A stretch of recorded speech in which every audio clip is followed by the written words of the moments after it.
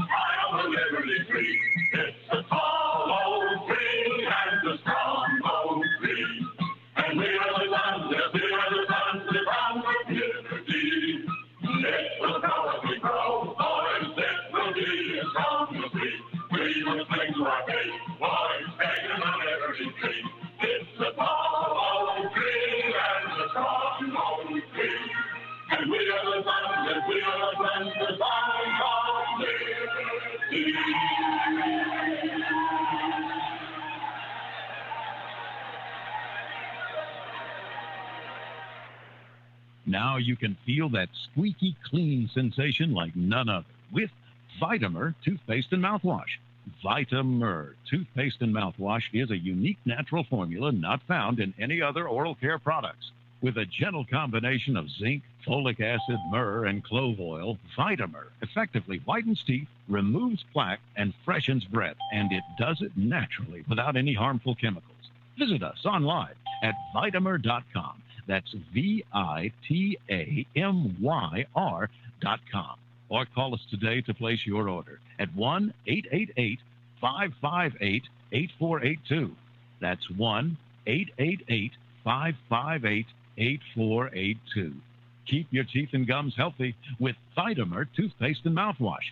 Vitamer, nature's answer to healthy teeth and gums. And remember, it's all completely natural. Available at participating health food stores nationwide. Mr. President, members of Congress, you've been making a lot of noise about taking our guns away. But you might want to review history. 1835, Gonzales, Texas Territory. The authorities wanted to confiscate the big gun that protected that colony. You know what the people said? Come and take it. Because they were willing to fight for their freedom and their guns. So are we. Come and take it, you want it. Come and take it, you can. Come and take it, but I warn you, you'll have to buy it from a cold dead hand. We want the freedom that God gave us, so you best not cross that line. If you want this gun, you gotta come through us and take it. One shot at a time. Just like Gonzales, we're keeping our guns. Join Mark and Tom for Weapons Wednesday, where you'll learn how to use everything from your bare hands to your average AR-15. 12 gauge autoloader. Sure. The 45 long slide. Yep. With laser sighting. You betcha. The Uzi 9mm. Yes, sir. A plasma rifle in the 40-watt range. What are you, crazy? Wrong. Okay. We'll talk about that too. So whatever question you have about whatever weapon you have, call Mark and Don on Weapons Wednesday. And remember, your mind is your first best weapon. We all need to prepare ourselves. You might have the food, water, gold, and silver, but ask yourself, are you truly prepared? That's why you need to visit MaineMilitary.com. MaineMilitary.com carries everything you need. Gas masks, fire starter kits, high-capacity magazines, chemical suits, military surplus items, and much more. Do you own a firearm? MaineMilitary.com has a large selection of pistols and rifles suited for your needs. Are your local stores sold out of ammunition? Call or visit them today for prices on hard-to-find ammo and bulk ammo orders. You don't need to worry about having a military surplus store in your area because MaineMilitary.com is the only store you'll ever need, all from the comfort of your computer. Visit them online today at MaineMilitary.com. That's Maine, like the state, military.com.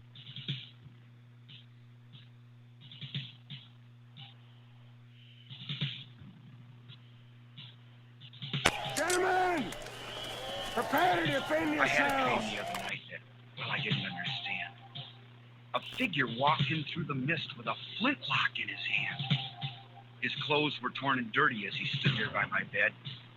He took off his three-cornered hat, and speaking low to me, he said, "We fought a revolution to secure our liberty. We wrote the Constitution as a shield from tyranny. For future generations, this legacy we gave.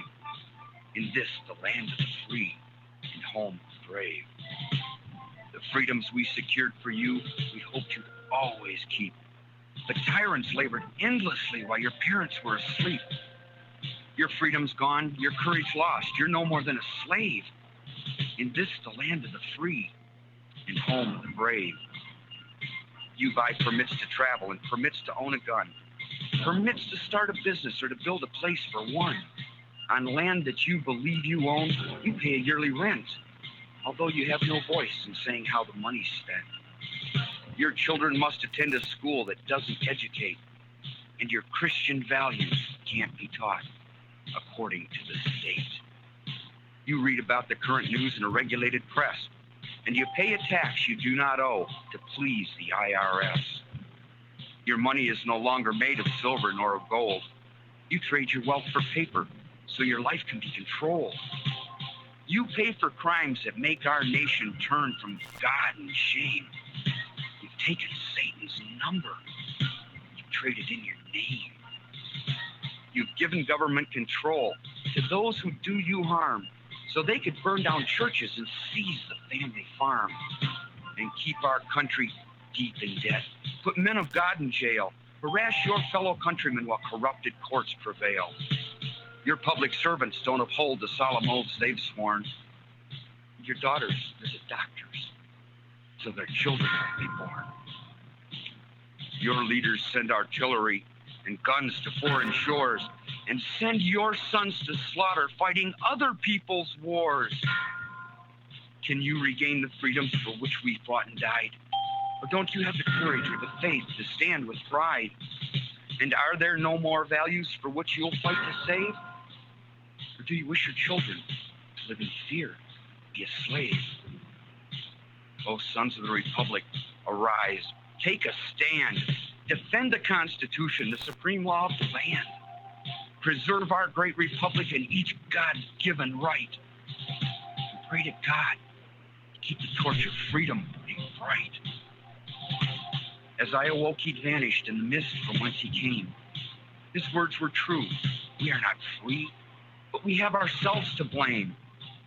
For even now, as tyrants trample each God-given right, we only watch and tremble, too afraid to stand and fight.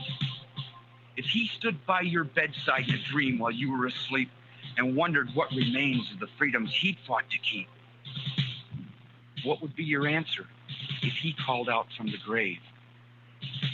Is this still the land of the free and home of the brave? God bless you. God bless this republic.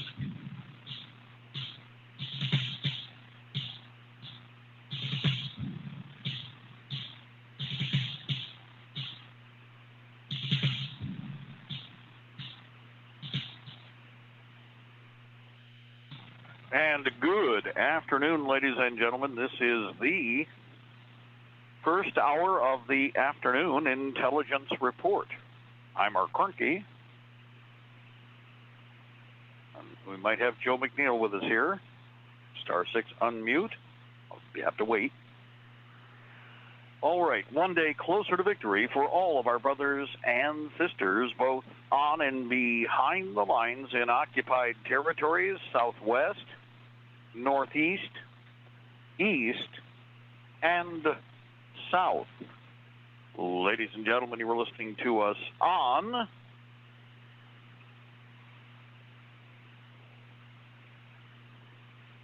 LibertyTreeRadio.4MG.com, IndianaFreedomTalkRadio.com in memoriam, and we are on AM and FM micro stations, CB base stations, and UltraNet, Hallmark, and Golden Spike Technologies east and west of the Mississippi, along with Alaska. Good afternoon to all of our friends out there in lower 49, which includes the great state of Jefferson and Conus. Also, the outlying 2 states, outlying 2 territories, and the clock. Right now, it is 5:10 p.m. Eastern Standard Time. It is the 20th of January. It is the 12th year of Open Fabian, the Socialist and Soviet Socialist Occupation of America with a K, 2020. Older calendar, 2020. Year of conflict, year of betrayal. Time marches on. Congratulations. We're at the other end of the day. 20th has been a very busy day for everybody. It is very much a Salem, Massachusetts day. If anybody wants to flap their yap about, the mobilizations and all the other things that are taking place, both sides sharpened their knives, both sides loaded their magazines, both sides stared across and grimaced at each other, and then everybody just kind of, let everybody go.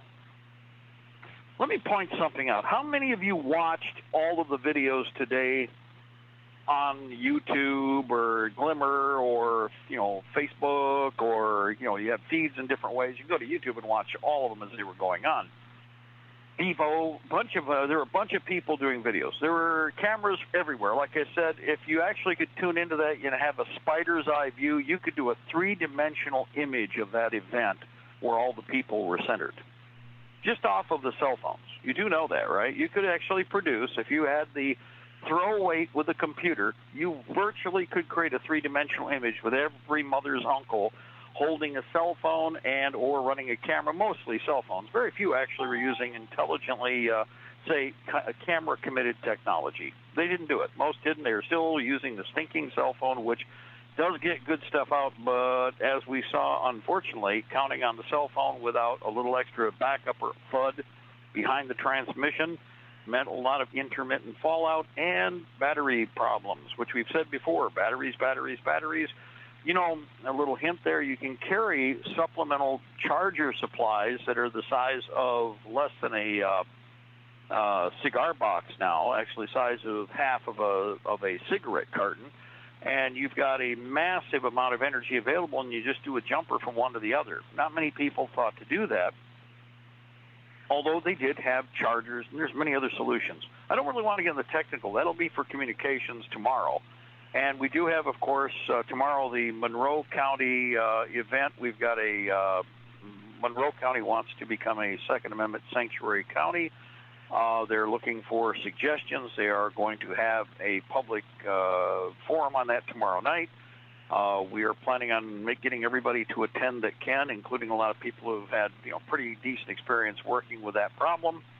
And also because they are seriously looking at a roll call militia mechanism. So that's one of the many, many things. There are militias already in Monroe anyway, but this would be yet a more traditional mechanism as the nation was established and operated for more than 160 years. Most states actually running it right up until 1976. Some states still having their militia mechanisms in place, and the traditional muster roll call process part of the state's operations. Weirdly enough, one of those was Illinois. How many of you know that? Everybody goes, what? Oh, yeah, strangely enough, it's only a recent time that the hyper-liberal crazy town really, really, really wanted to froth at the mouth and take over. But up until not that long ago, Illinois, the term militia was on everybody's lips. Everybody knew what the term militia meant, and we weren't talking National Guard, and we weren't talking the state police, even though the state police are militia. They were mobilized for the War Powers Act to lord over the population as lowest end royalty against the American people as war prizes, okay? So anyway, hold on here. Let me do this. Smell. Oh, yeah. I got some coffee here that's just hazelnut. Oh, God. Nom, nom, nom. There we got we have a beautiful, beautiful opportunity here to enjoy the palette du Perth. So I don't think they imported the hazelnut. Hazelnut flavoring comes in afterwards when you roast the coffee. Anyway, what kind of a day was this? Well, this was a Salem, Massachusetts day. I would rate this event, and in fact, it's amazing because it's not really all that far off. I'm gonna give you a little bit of history. Every once in a while, I have to jog everybody's memory on, but let's go back to 1774 as things are escalating. Now, escalating is in, we all know that on April 19th, 1775. No, wait a minute. That wasn't the shot heard around the world, was it? Wasn't it the 26th of February, 1775? No, that was the shot almost heard around the world. Everybody goes, what? Well, if you listen to this program, you know we incorporate a lot more history rather than the plastic shallow version. We kind of give you the deeper, more detailed version, which kind of helps to understand the world and the way it works. So anyway, Salem, Massachusetts, David Mason. He's a militiaman. He's like all of you guys out there. He bought 150 bump stocks. Oh, no, he didn't buy bump stocks. He bought, short rifles, no. Sawed-off shotguns, no. He bought 19 French cannons. And in the process, he had Captain Robert Foster, who was the blacksmith, make field carriages for them, so they became militia artillery. Now, this is all going on with, of course, the spies and the rats and the ATF, federal agents, FBI federal agents, and their trained informants / dog and pony show, lapdogs, the curs, all spying on the American people through a decade or so. 1765 to 1775 was quite tumultuous. Well, in 1774, the guns were acquired in the late part of the year. They were brought to Salem, or purchased and landed at Salem. Captain Robert Foster had rebuilt them and reconfigured them, and they were now infantry carriages. Gage ordered Colonel Alexander Leslie. Now, Leslie is a very interesting person because he does become a general. You'll see his name when I read some other works through the year, which we've done in the past and are in the archives too. Leslie's name pops up because later General Leslie actually survived a lot of engagements. It's amazing considering everybody was trying to shoot officers, number one. And Mr. Leslie had an understanding about why it was not good to be an officer shot in the field. More on that in a minute. But he actually survived many actions to become a general of the British Army, which is kind of neat. And I've brought his name up. I actually have referenced and gone back and cross-referenced the event we're talking about here. So anyway, Colonel Alexander Leslie takes the 64th Regiment in foot, and they debark from Boston. And they go to their old command center. Oh, you did know that when the British first came to the colonies, they were in Salem and Boston, and they were cooperative command posts. Did you know that? Now, it's not even mentioned in most of the write-ups you have here, but when the British first showed up with their tens of thousands of troops, they did not plop them all down in one place. They actually had them in 3 different locations and wanted to spread out right away, but the militia kind of quickly jumped up and said, you won't want to do that. Why don't you guys just go play somewhere else? And so everybody kind of backed off. Gage stepped back a little bit. So anyway, they eventually abandoned Salem. They left Salem. They went back to Boston with the whole contingent. So then they found out about David Mason's cannons, and, well, they had to go get those. They had to go, the ATF had to go confiscate those guns in Salem. So Colonel Alexander Leslie and the 64th were shipped out on a Sunday, actually Saturday night to Sunday, and they landed at Marblehead. Hey, see if this story sounds familiar with things that you've known in recent past with the Tory scum out of D.C., okay? They landed at Marblehead, And they were spotted by a sentry, who then gave the drum salute and warning in a church. The church passed the words out. Everybody went for the church because it was Sunday. They're early morning service guys. And everybody heads for their respective corners of the country and start, sounding the alarm. Meanwhile, Alexander Leslie marches his troops to Salem. Now, they're attacking on a Sunday. Sound familiar? You know how bat faggots work and FBI scum work, all the rest of those filth. Does this sound familiar? So anyway, they proceed through Salem, but as they're doing this, people are mobilizing across all of the different areas of the county and then the outlying counties. In fact, the first real ride of Paul Revere's messenger service in its earnest and most complete way and method takes place during this action. That's a side story unto itself. And mobilizes virtually thousands and thousands and thousands of militia, but they have to get to where they need to go. And remember, I've told you about time and distance and how frustrating it is. So anyway, as I'm going to read a piece here. Let me see if I got this stuff historical. Yeah, this will be good. As soon as the ships landed over, a guard ran to the door of the church and beat upon his drum an alarm signal, which had been previously agreed upon. The troops marched off toward Salem along the Bay Road, their musicians mocking the colonists by playing Yankee Doodle. More on that in a minute.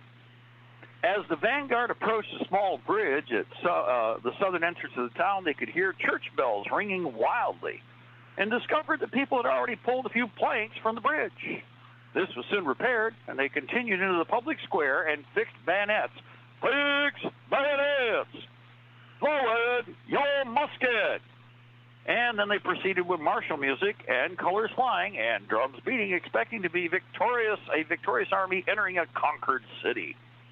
Well, Colonel Leslie soon learned from Tory sympathizers the location of the cannons and proceeded with his troops in the direction of the North Bridge. Now, instead of you guys remembering Concord Bridge, this is on the 26th of February. The other date you'll remember is April 19th. So we're talking 2 months earlier. You did learn this in school, right? You were taught about this in school, right? You did get a real deep history lesson on the battles and the almost battles, which were very dynamic in the American War for Independence, right? No, you didn't. Most of us didn't. But Colonel Leslie soon learned the Tory sympathizers, the location of the cannons, and proceeded with his troops in the direction of the North Bridge. Colonel David Mason resided in a house near the North Bridge and ran to the North Church and cried out at the top of his voice, "The regulars are coming! The regulars are coming!" You might remember that when Paul Revere goes down the road and does the same thing. It became a very regular call. Oh, we're part of the fun. Regulars, ATF, FBI, Homeland Security, filth and scum. The congregation immediately dispersed in a state of great excitement. Colonel Mason mounted his horse and rode with great speed to the location of the cannons in order to secure them, after which he returned to the North Bridge and joined efforts already underway to impede the troops. Bonnie Hurd Smith notes that David Mason's wife, Hannah, and their daughters were the ones who hid the weapons and ammunition. Now, I'm going to point out what they were hiding were not guns, as in rifles. That's why they always mislead you with that. They're not lying. You'll notice it's field pieces or guns. Big guns, sir. Well, the women took care of hiding all of that, kind of like what would happen later at Concord for the exact same reason. The Salem militia was under the command of Captain Timothy Pickering, whose manual, An Easy Plan for a Militia. How dare a peasant militiaman write a book about how to operate militia? Oh, wait a minute. This would later be used as the Continental Army's standard drill book. Men from the south side of the town rushed to the river and raised the drawbridge. Leslie demanded that the leaf should be immediately let down, but the assembled multitude utterly disregarded him. In an effort to calm the situation, the Reverend Mr. Thomas Barnard, there's always those moderates that show up, right, who had only recently been a Tory, tried to persuade the people to let it down. But Captain Foster, the blacksmith, scolded him, quote, "We don't know you in this business. When Felt orders it, 'twill be the time enough, not until." Uh-oh. the blacksmith was ready to rap that reverend side the head, because the reverend was going to let the bridge down so the British could come across, I should say the regulars, could come across and confiscate guns. Sound familiar? Any of this sound familiar? After consulting with his officers, Leslie declared that he would maintain his ground and go over the bridge before he returned. By this time, the people on the north side of the bridge had climbed the chains to the top of the upraised leaf, like so many hens on a roost. The colonel's indignation rose to a frenzied level. How dare they? How dare they? He was the great-great-great-grandfather or grandmother of, because he might have been effeminate. He could be another sex. You don't know what history's like. Of Greta, Greta the gargoyle, the one, how dare you? So anyway, he was screaming, how dare you, across from the other side of the river. He stamped and swore and insisted that he had orders to cross it, and he would do so if it cost his life and the lives of all of his men, which probably, when he said that, didn't inspire the troops behind him a whole lot. You know what I mean?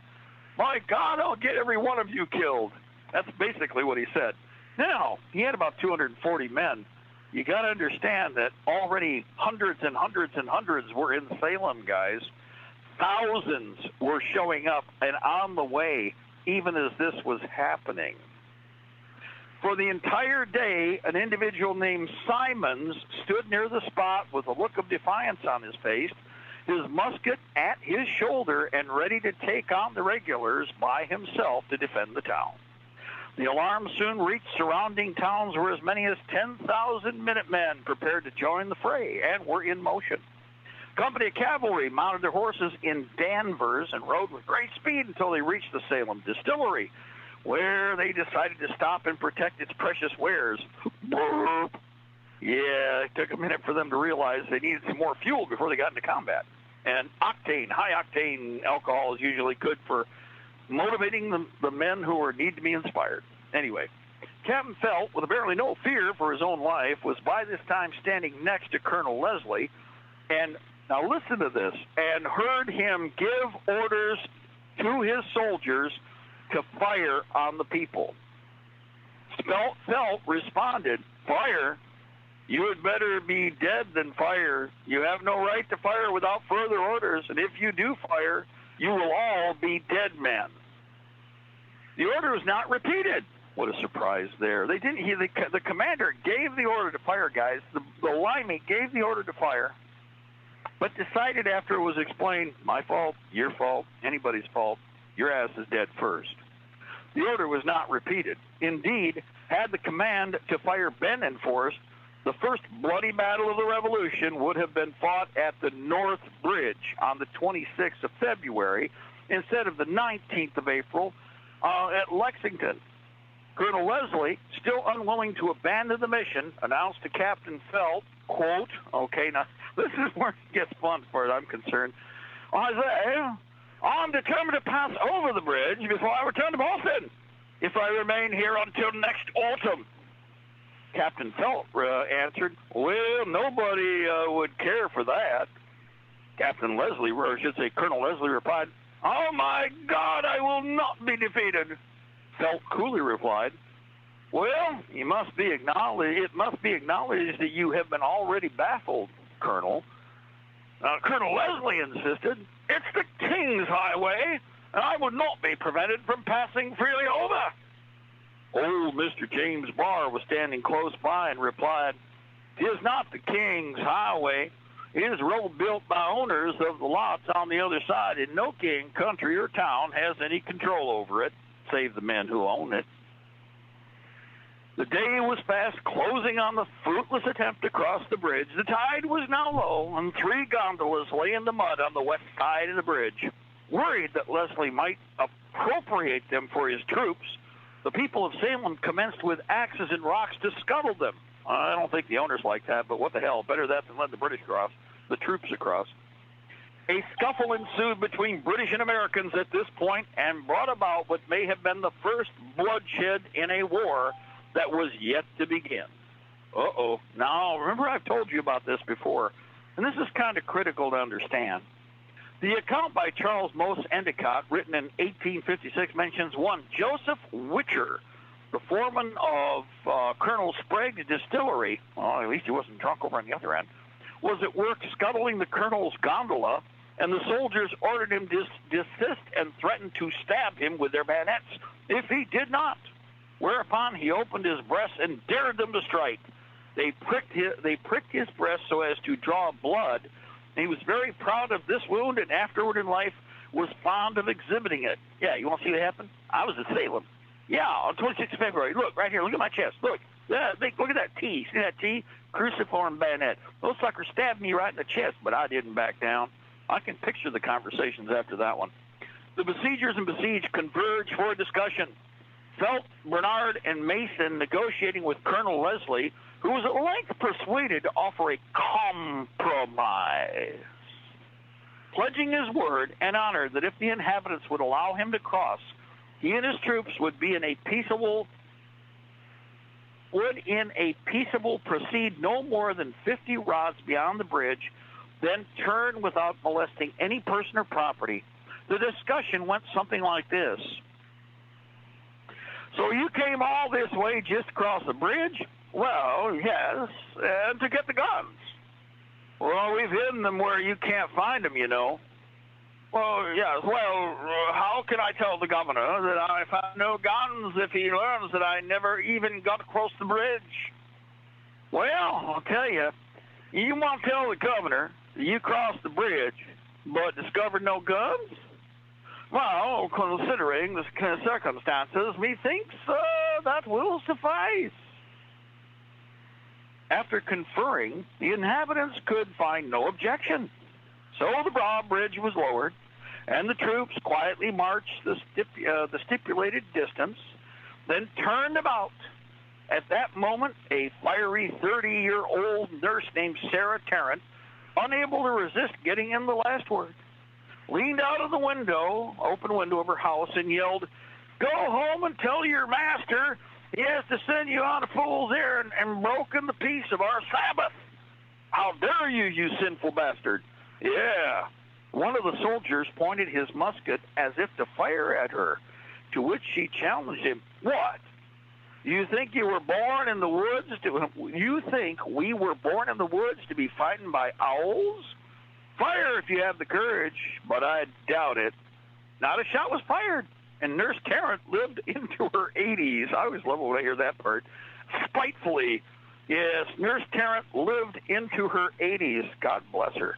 The Redcoats set out in haste for the return to Marblehead, their mission completely foiled. As they marched off, their band played The World Turned Upside Down. When Lord Cornwallis surrendered Yorktown in 1781, the British band played it as well. Meanwhile, nearly the entire male population of Marblehead had stationed themselves along the road and were prepared to attack the British on their return. Since no hostilities had occurred, they were ordered to allow the British detachment to return unmolested to their ships. The sole casualty of the day was Joe Witcher, who was nicked by the tip of a bayonet.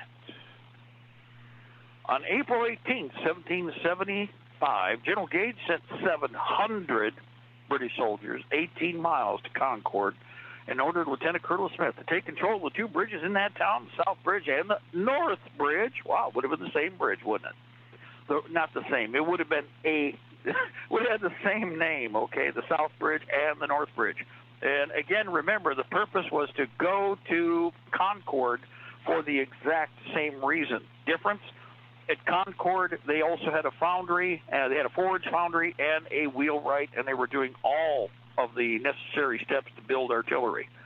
In the same situation, women, kids, and older people loaded up all of the equipment and ran cross-country, hiding all of the guns before the British got to Concord.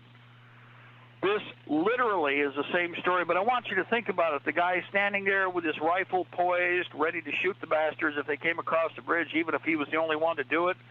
Remember, our people who were standing there with the Bundy Ranch and the guys on the bridge looking across and down into the kill zone that the feds had created, where the feds were going to wait for the sheriff's department to come up from behind, and the sheriff's department was going to betray the Bundys and everybody else, but they got there late. Remember how they already got the cows back, and when they're all returning, all those sheriff's deputies had their thug gloves on. They had their SAP gloves on for punching people down. They had their sunglasses on. They're all muscled up. And then all of a sudden they realize they're too late, and everybody's coming out, and nobody's in the kill zone where they can be rolled up from behind. But you think about all the pieces here, and consider today you had your. And by the way, what otherwise is just like I kind of played out here. Well, it would almost be a jest, were it not for the fact that all it would have been necessary is for one or two people, just one person, that guy standing there, to just say, I don't really like Colonel Leslie a whole lot, and I really don't want to wait, because we all figured we'd start this revolution in 1765, and here it is, 1775. You know what? Piss on him. Boom! Boom, boom, boom, boom, boom, boom, boom, boom, boom, boom, boom, boom, boom, and the rest would have been history, and you would have been taught to remember the 26th of February, 1775. Or maybe if things had gone south today, just like they didn't go south then, they didn't go south today, but in a very early part of the 2020, all of a sudden we got a situation that was like everybody, some people are saying, man, this is like came out of nowhere. Well, guess what? It's been brewing for a long time. On the 26th of February, not April 19th, but on the 26th of February, everybody mobilized. Everybody was in motion. Everybody thought this was it. And for all practical purposes, I would point out, when they left, everybody was lined up or stationed and ready to wipe out the British on the way home. And if someone had pulled the trigger, that would have been it. What you had today is what they had on that day, a bullet passed by your ear. It's that simple. All the naysayers came out and did what they wanted to do. All the piss willies, were terrified. It's not so much terrified, it's a matter of, again, time and commitment, the resource. Did this work? You only need so many people to get the war started. It's kind of like what happened with, again, the standoff up in Montana with the Freemen. After you put so many people on the ground, anything more than that is a waste of resources. And by the way, don't worry, you're going to be making plenty of history if the bullets start flying. You'll have your epic opportunity to be part of whatever it is you want in the way of the annals of the Second American War for Independence, which we're headed towards. On the 26th of February, guys, everybody was dead cold sure that something was going to start. But let me point out, there had already been 4. Oh, you remember I mentioned there were 7 incidents. There had already been 4 lesser actions before the 26th of February. There would be a couple more, including the Arsenal grab, which, by the way, that was our side stepping out. And you should remember that in a couple of these actions, they fired artillery. They bayoneted at each other, although they didn't take anybody down other than wounded. And they even shot at each other, quite successfully, by the way. This is before 19th of April, 1775. Now, my attitude about what you're living in right now, this is because of the way the enemy has been allowed to advance. Take your pick. It's either just before the Waco action, because they've got to desperately try and get you under control. And it's most likely they're going to do it in Virginia. Why? Nobody backed down today. Just like what happened on the 26th of February, 1775, both sides stood there. They kind of didn't puff up too much, but they were both puffed up. Everybody was. Everybody was just kind of milling around. Both sides, the cops were briefed to be ready to wage war and kill Americans. Those snipers up on the buildings were ready to kill Americans. Those swine that you saw waiting in the back alleys, if you look at all the videos, were waiting to kill Americans. They have no problem following the torturous communists in every order given. And if you don't think so, you go watch all the videos and you watch the body language and the expressions of these punks. And again, who were the snipers up there on those roofs ready to shoot Americans? Huh? Now let me point something out here about what we're seeing with this whole situation too. Is You know, a lot of people are saying, well, even the senator from Virginia, as she said several times, you know, we've had this event over and over again, and we've never had a problem. But you know what this did for you today? I hope you guys got a lot of lessons out of this. A lot. Number one, how well were you really ready to go? Were you ready to mobilize? Most weren't. Everybody was caught flat-footed. 3 years worth of trumpet, and everybody thought, well, Donald Trump's going to save us. Donald Trump isn't here to save you. He's here to betray you. And he has been. He's worthless.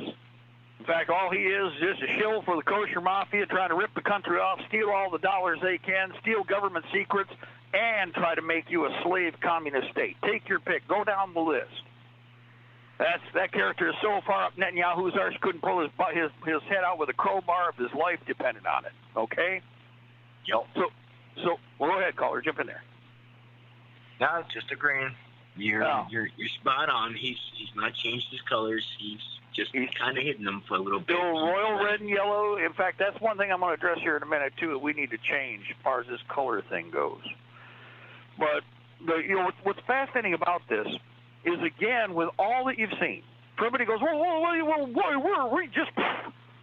a lot of people that after what happened on the 26th of February were like, well, it's probably not really going to happen. I don't know why we need to show up. We've already mobilized the militia 4 or 5 times, and the British just go home. Now, I would point out that when Colonel Leslie went out with 240 men, he realized that he really was kind of outnumbered the moment that he thought he was going to do something. In fact, it's obvious that between the several militias independently organized, including, by the way, artillery, that's the other thing nobody talks about. Remember that this was artillery they were after. Why?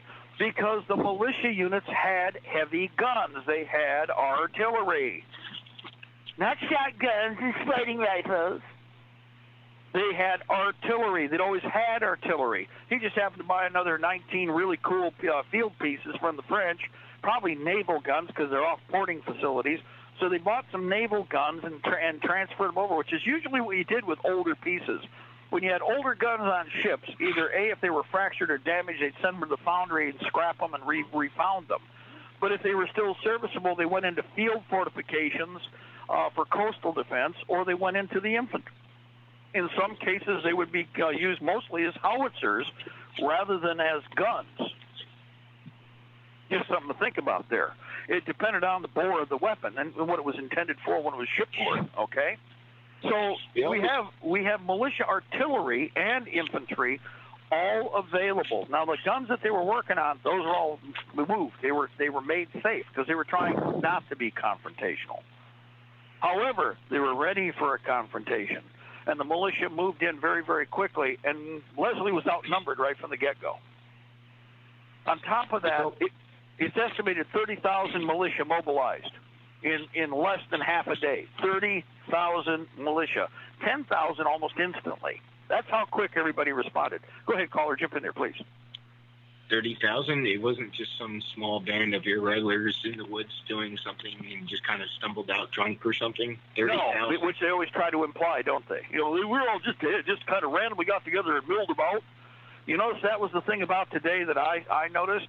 It was just mostly disorganized milling about. Anybody notice that? You know, was there a real focal point for the event? Was there a real focus outside? There should have been a focal point inside, which really pissed them off. And there should have been people motivating outside. Everybody's terrified to step up. You notice that? It's almost like if you watch Benghazi, the final hours, when Hillary sold out this country and the people who were ordered to go over there, paid to go over and do a job, and she betrayed them. When they're attacked, the first few times, it's like they're kind of trying to assess their capabilities. And, you know, the Libyans, the Libyan militia, whatever, the bad guys, they couldn't, it was very much a fog of war, and it was very difficult to tell the good guys from the bad guys. And in that fog of war, you could tell that the bad guys were really just sending in the smaller guys to just kind of, you know, let them get killed or let something happen to them, but assess the firepower of what was going on in the building. And they set 4 or 5 teams, and this is what the movie says. Now, I've not read any documentation or any books, but I'm kind of guessing there's some truth to it somewhere. It would make absolute sense that there would be It's a probe. It's a reconnaissance and probe. Exactly. You're absolutely right. That's what it was. What you're doing is you need to determine where the heavy weapons are that you're going to use your heavy weapons on. If you start to see a belt-fed weapon, remember we've talked about this on the air. I've talked about this, how do you respond if you're a squad or a team leader. If all of a sudden you identify a threat weapon, that's what the team leader's tracers are for. You see him switch mags and dump 10 tracer or 5 tracer on an objective. Everybody swings as a priority and fires on his point of contact, what he's firing at. Today they just use infrared. Right. Well, if you don't have thermal or whatever, you can use lasers. You can use laser spotting. You can use colored lasers. This is one thing everybody forgets, that we are in an age where we have all kinds of trinkets.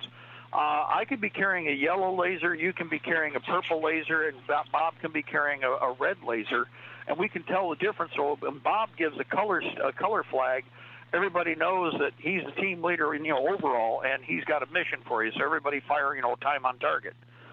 And then you have a designated amount of firepower. You fire 5 rounds. Everybody turns on my purple laser and fires 5 rounds, and I blink off. Now, if I wait for a second and I turn the laser back on, you keep an eye on that area. If all of a sudden the laser pops up again, and maybe you back it up with 3 or 4 tracers, the idea is prioritize. Dump everything in your magazine on that target and then go back to your target. See how that works? And so that's what they're doing. Yeah, they want to find out where the weapons that are most likely to provide the greatest amount of firepower are located, which is why you probe in depth. But now you want to try not to waste men doing it, but the problem is that I've mentioned this many times too. Here's the problem with being on the offensive: you have to take risks. See, this is the problem with the police state, and it's what happened at Waco.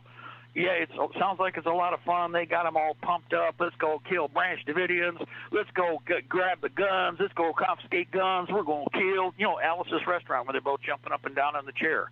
We're going to kill. We're going to murder. We're going to burn. We're going to eat babies for breakfast and tear jugular veins out with our teeth. We're going to kill. And they're jumping up and down on the chair. And then the sergeant stopped me. He asked just one thing. I got to ask you a question, son. Okay. Well, that's the same thing going on. With this, they got them all pumped up. They come. They go out. They get, when they get really hit, and that is totally different from the pumped up phase. Now, with experienced combat, personnel, everybody understands you know what you're taking a risk and what you're doing. Those guys were willing to fight for their cause, and obviously were willing to commit, lives, and they did. See, that's the part we can't wrap our brain around right now. At a certain point, we're going to understand, how we burned in the camps. We're going to understand that we got nothing to lose and everything to gain by taking a chance and possibly dying. But if we let these people win, again, look at what. Let me finish what I started here with this thing with this meetup. Okay, that happened today. Somebody needs to go back every year for as long as that date. The 20th has always been a date where the Virginia crew has always gone to the Capitol. You know what? When the Democrats and the Republicans had to share power, all they did was be there on the 20th. They had their guns. People go in armed. Nobody thought twice about it. Democrats go in with guns. Republicans go in with guns. And for 10, 12, 14 years, friend, that's been going on until this weekend. And what was the change? For the first time, the flaming red Democrat communists had total control. And they showed you and have done what we told everybody in America these pieces of crap would do. Mm-hmm. You look at what you have there, a police state compound, a gulag, with only one entrance coming in. A dozen years passed, and over again, Virginians with guns have gone to that place. And I haven't been there. I didn't go in there with them. But they went in there on their own, and there many people show up, and even the congressmen that are some have been outed said, hell, the Democrats carry guns in there. What are they talking about? So everybody knew this, but what changed? The communists, the stinking Democrats, the filthy, rotten excrement who have lied every step of the way. Once they have gotten total power, what did they do? What did those rotten pieces of filth do? Well, what you just saw today. Well, we were expecting some type of event to happen. And it looked like they did try to start something with the video that I saw with the Antifa group that was marching down the street, 6 people strong. It looked like they were actually planning to do something, but I don't think they got the numbers that they wanted to. And part of the problem with that is even with their narrative of the mass shooting things, all the current recent quote-unquote mass shootings that they've talked about have been possibly 2 people wounded, maybe dead, and somebody with a gun shot and took out the mass shooter. That was not police officer. We had a nightclub, I think it was in Kansas City. They're making a big deal about it today on the press while the thing in Virginia's going on. But you know what? That nightclub had a security guard, not a police officer, a bouncer. My cousin's done that job. The bouncer did his job, put the guy down. Unfortunately, 2 people died, a couple of people were injured, but it didn't go any farther than that because the good guy with the gun stopped the bad guy with the gun.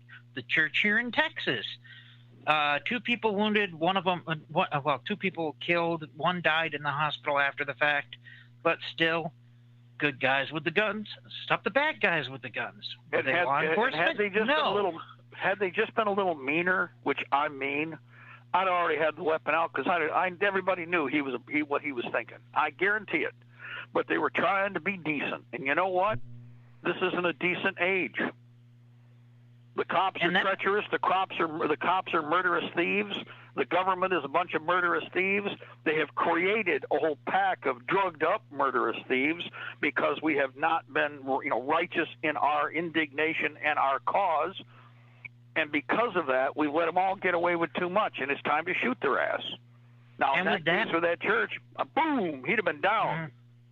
And with that being the case, with their narrative being tainted, that being the case, it's hard for them to get the people on the left to step forward when there's a whole group of people with firearms that are ready to defend themselves. I mean, I watched an interview with the one guy saying, well, we don't want a militia group or anybody there to be our security because we're going to have the cops. Well, you know what? The cops wouldn't have stopped Jack. It was the people that were there that were armed. That's why the Antifa crew turned their arsenal around. Oh, it wasn't because they were walking. They didn't make it to the Capitol. They got up to. They were coming down the street. I love the video. I think it was Breitbart that clip was from. And they're doing their little chant. They get down the street up until they hit the wall of people, and the wall of people turn and start chanting back, and they all have guns. And it was like you could see the look on a couple of their faces are like, oh, this isn't what we were told it would be. This isn't grandma and grandpa that you can beat down, or the man in the wheelchair that you push sideways and beat on with a bike lock like that prick did that got away with it. This isn't going to be a little 90-pound girl being beat up by 30 knuckle draggers my size. This is going to be, we will grab you, mop the floor with you, and then if need be, put you on a pole and leave you along the road. And the only thing that'll probably save you are your cop buddies. And that's really, I'll tell you what, if you look at now this is another thing I want to address. Well, of course, there's the going in part. They prepped up, they were all told, to hate on the American gun owner. That hate is not done. All those swine that followed all those orders, those pig snipers up on the roofs there, those pieces of trash foreign snipers, and I will guarantee that those are not Americans up there. There were some of them that were American, maybe. But I'm going to tell you right now that Virginia is an occupied state by foreign powers. Bloomberg, that Hindu piece of trash. Soros, that Hindu, because if he's not Hindu, what is he? Oh, wait a minute. Levine, that piece of trash. Well, I'm seeing a pattern here. They all seem to be from the same tribe. And the Mossad and the CIA operating in Virginia, those pigs. Well, if Al-Qaeda members can be white supremacists, I'm sure they're just Buddhists. Yeah, they're just Buddhists. Yeah, well, again, the bottom line is we go down through the shopping list. They're not Buddhists. They're not Hindu. They're not Shintoists. Oh, guess what? They're not Christian. And they sure sell their Muslim. Oh, that's right. They're Jewish. Oh my God, I said that. Yeah, you're darn right I did. Yes. Because you know what? This is what they're counting on. In fact, why do you think Bloomberg? Now, I want you to think about this. Everybody's going, well, Bloomberg's presidential run isn't real. Yeah, it is. He's using that as a screen so that the Fed has to provide him with additional secret police and a whole bunch of money that he doesn't have to spend for security while he goes around to try and screw the country and destroy your freedom and the Bill of Rights. That rotten, feces-filled piece of crap. Go ahead. That's kind of redundant. No, feces-filled sausage link. There we go. Feces-filled sausage. There. That's more appropriate. Anyway, go ahead. I think Phyllis, go ahead, please. Hey, today Charlotte was looking on the internet. She's going to have more information about this. She just did it as a real quick review or a look. She found this thing called the Virginian Israel Advisory. Oh, yeah. I think it's a board. Yes. So, and apparently they have some connections with, I guess, some companies or some security companies in Virginia. So that might be part of the reason why this is going on. But she's going to do more research.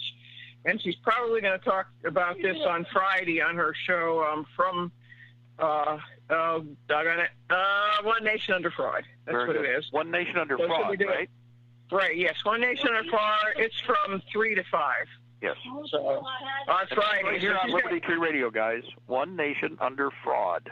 So. And she's going to be talking about this more, so.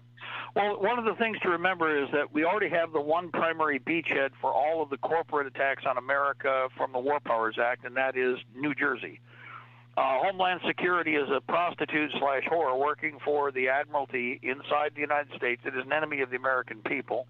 It is a foreign private corporation that is not answerable to the United States, and that's why it is registered in New Jersey as its beach landing. That's why it's not in Washington, D.C., people. Homeland Security, DHS, Department of Heartland Security. Oh, they had to change that. Homeland Security is completely centered out of New Jersey. Why? Because the Jewish mob is running it there. That's why. That's why the TSA crap is going on the way that the garbage is going on the way that it is. We are in need of an American war for independence. Like I said, today we had our 26th of February. Well, it could be any number of different dates. And by the way, you could count this more as any of the other lesser actions.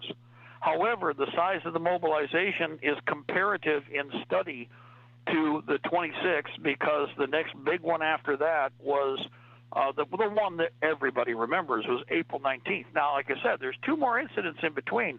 Not to forget the magazine recovery where we went and got powder. Remember, we recovered our powder, and it was taken. Now, that exchange was quite dynamic. There was a lot of powder burned, a lot of muskets fired, and some artillery, and yet that wasn't considered to start off either.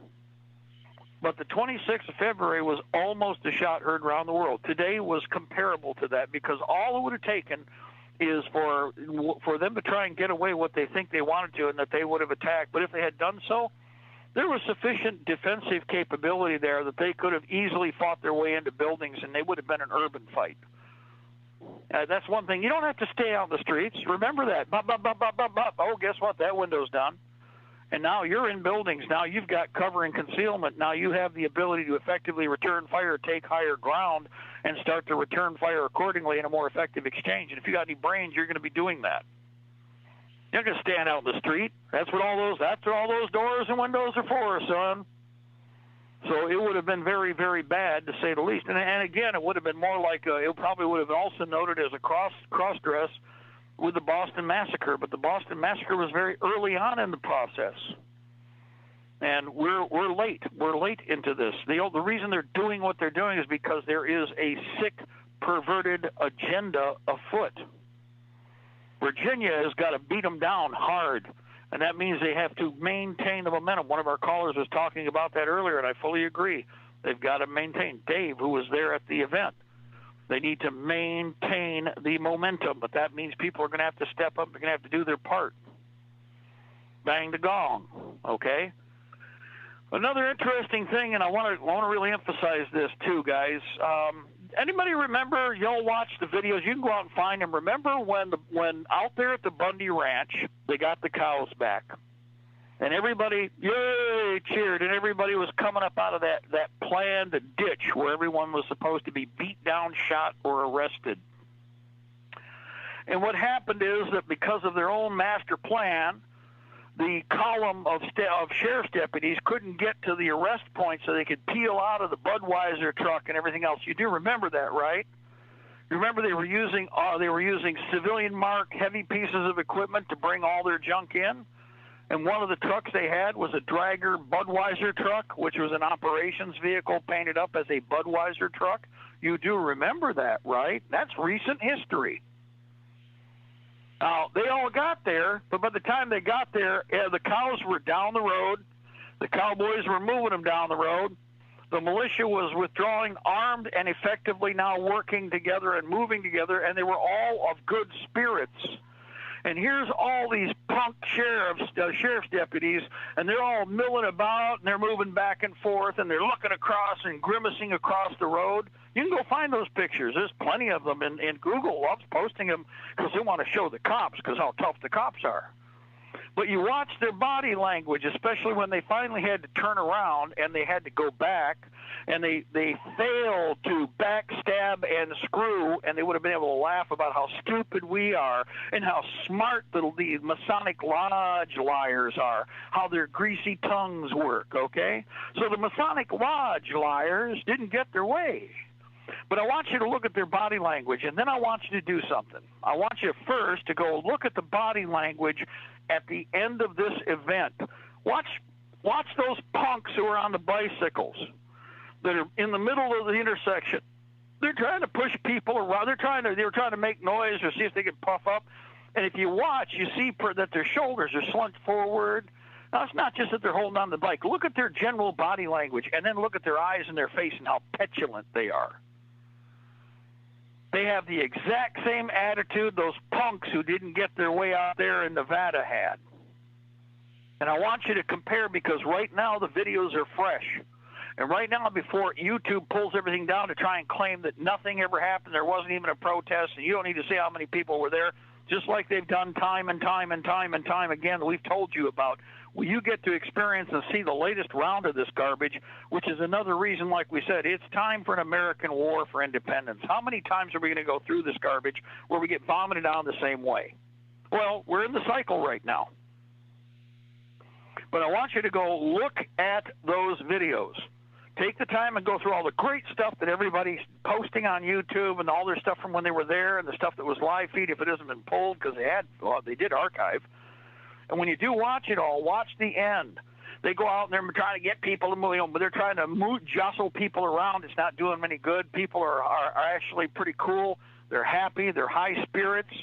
They have the same spirit and mental attitude that all the winners did out there when they got the cows back. And the Slavic satanic lodge buddies hate it when you leave with a smile or when you leave and you're on the upswing. They're coming back. They're going to do something else because of what happened today. Now, you be ready for it. We got to go because we got to take a break. We are at the top. You got to be ready for that, too. For all of you out there, guys, got ample evidence. I'm going to talk more about that when we come back. Remember, the 26th of February, 1775, the shot almost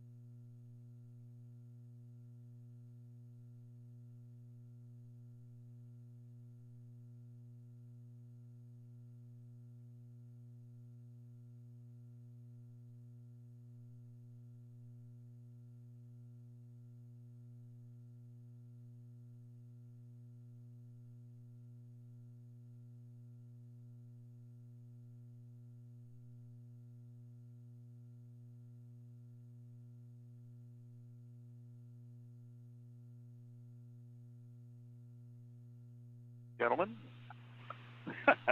Good afternoon, ladies and gentlemen. This is the second hour of the afternoon intelligence report. I'm Mark Kernke. I'm Joe McNeil. One day closer to victory for all of our brothers and sisters, both on and behind the lines in occupied territories, Southwest, Northeast, East, and Central. Ladies and gentlemen, you're listening to us on LibertyTreeRadio.4mg.com, and we are on AM and FM micro stations, CB base stations, and UltraNet, Hallmark, and Golden Spike Technologies east and west of the Mississippi, along with Alaska. We do have people up there listening in Alaska right now. I know because they just sent me a message. Anyway, it is a beautiful after sunset day.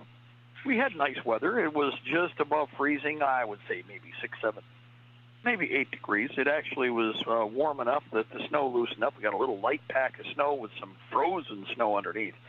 God-awful skiing weather, by the way, because that slick, well, actually pretty good because it's got a good base. But it's the kind where if you really want to even try and stop with a pair of skis, half the time you can't. Because that nice slick side underneath is just, it's demi-ice. Anyway, be careful if you're out there going cross-country or around the yard.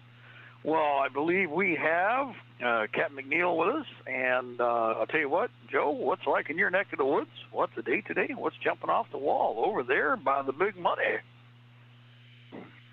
Well, all I can tell you is I've been so busy today, I've stuck my nose outside one time. And I think where we are is mid-40s, a little on the cool side. Yeah, it's all good. So no complaints from this area. I'll tell you what, we got a little ear candy for you here real quick. Edward, since I know he's right there by the board, UDO. Maybe I think we played this once. Maybe we didn't. UDO, for all of our friends out there who were in, Richmond, Virginia, UDO/I give as good as I get. Ed, if you could throw that up there real quick for us. Because they did. They gave just as good as anything you ever tried to give, and more.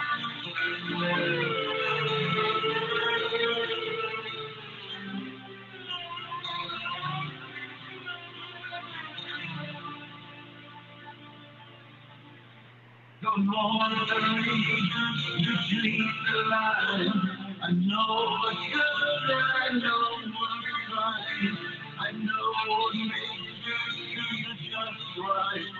Don't know that ever ends this fight. And I know what's right. I know what's right. And I know what's wrong.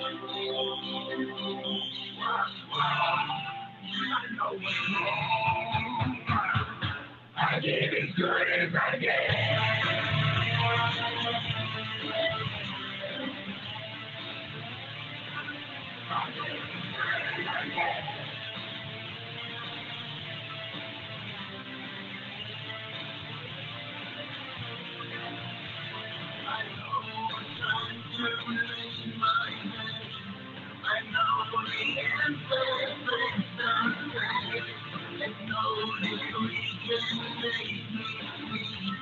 Another way of being, and I know what's right.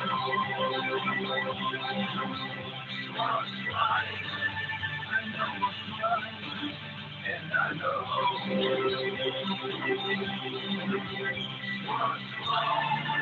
I know what's wrong. I give as good as I get. I give as good as I get. I give as good as I get. I give as good as I get. I know the way to victory. I even know you're right for a dream.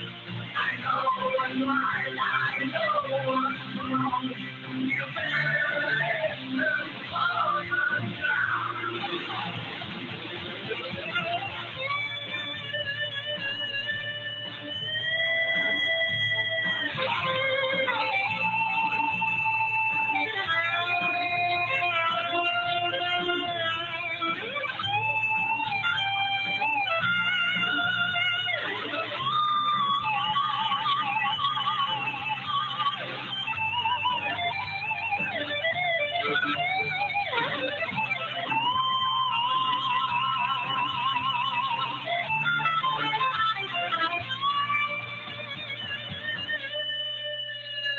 I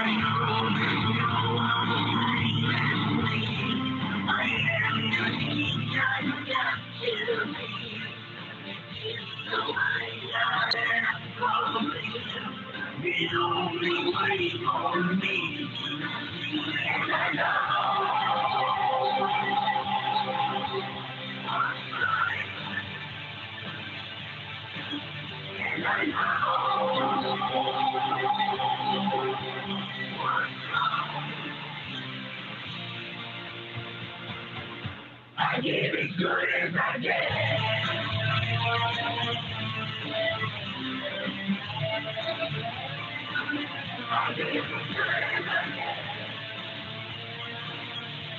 Sound improvement by Deep 46.3.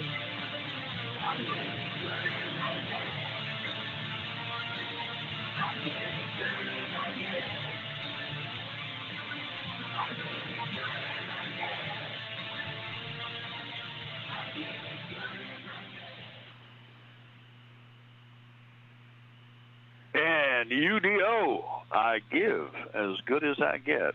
In fact, I'll double punch your hind end when the time comes. I plan on throat punching you, keeping you down.